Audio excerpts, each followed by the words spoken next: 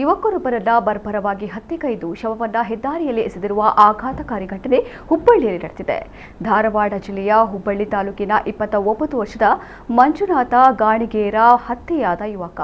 ಹುಬ್ಬಳ್ಳಿಯ ಗದಗ ರಸ್ತೆಯಲ್ಲಿರುವ ಐಟಿಸಿ ಗೋದಾಮಿನ ಬಳಿ ಶವ ಪತ್ತೆಯಾಗಿದೆ. ದುಷ್ಕರ್ಮಿಗಳು ಯುವಕನನ್ನ ಬೇರೆಡೆ ಹತ್ಯೆ ಮಾಡಿ ನಂತರ ಸಾಕ್ಷ್ಯ ನಾಶಪಡಿಸಲು ಶವವನ್ನ ಹೆದ್ದಾರಿಯ ಬದಿಯಲ್ಲಿ ಎಸೆದು ಪರಾರಿಯಾಗಿದ್ದಾರೆ.